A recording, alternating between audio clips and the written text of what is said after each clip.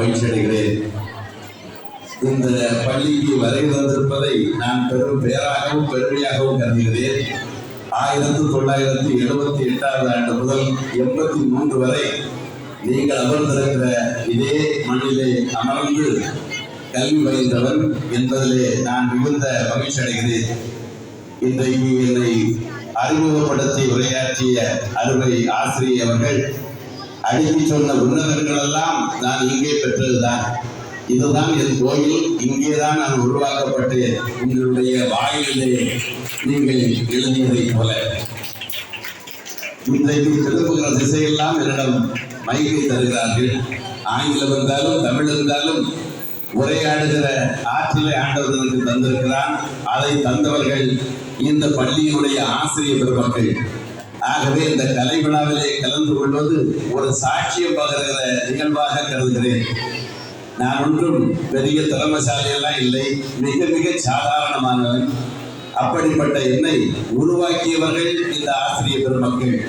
எத்தனையோ தமிழ் ஆசிரியர்கள் எனக்கு எழுதி தந்து, அவர்கள் எழுதி தந்த அந்த கட்டுரைகளை தான் நான் மேடையிலே மைக்குக்கு முன்னால் தடுமாறி ஒரு காலத்தில் பேசியவர்.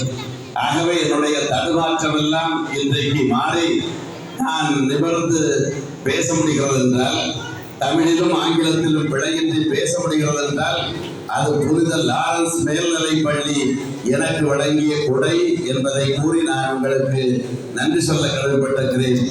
என்னுடைய ஆசிரியர் பெருமக்கள் எல்லோரும் ஓய்வு பெற்று விட்டார்கள் என்றாலும் என் மனதிற்குள் அவர்கள் எப்போதும் நிறைந்திருக்கிறார்கள். ஆகவே இந்த கலைகளெல்லாம் இங்கே படித்ததுதான்.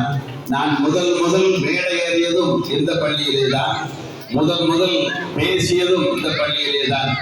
ஆகவே 10வது வகுப்பு வரையிலும் இங்கே படித்தேன். அதற்கு பிறகு கார்மல் மேல்நிலை பள்ளியிலே நார்கோயிலே படித்தேன். ஆனாலும் 6 முதல் 10 வரை படித்த இந்த நாட்கள் மறக்க முடியாத நாட்கள். என்னுடைய ஆசிரியர் பெருமக்கள் எனக்கு அறிவோடு கலையும் ஊட்டினார்கள். ஆகவேதான் அவர்கள் ஊட்டிய அந்த கல்வி இன்றைக்கு எதிலே வளர்ந்திருக்கிறது.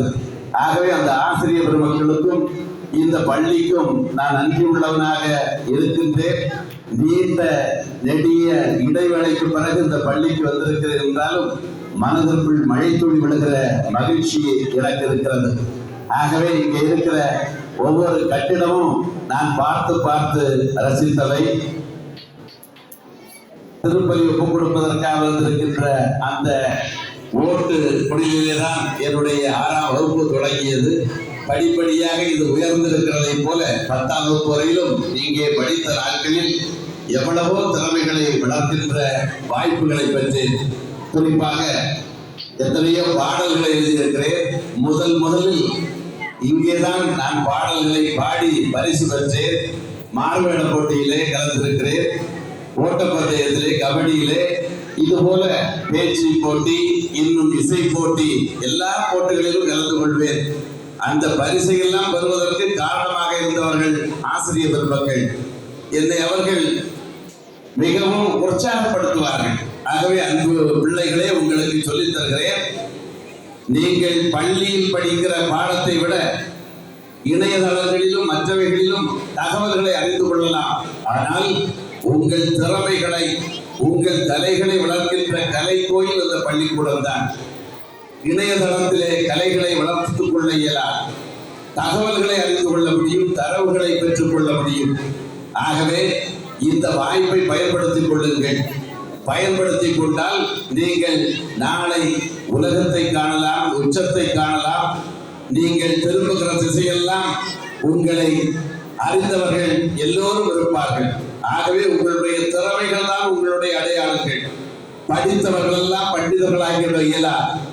அதிக மதிப்பெண்கள் பெறுவதால் மாத்திரமே ஒருவர் சிறந்தவராக இருக்க இயலாது.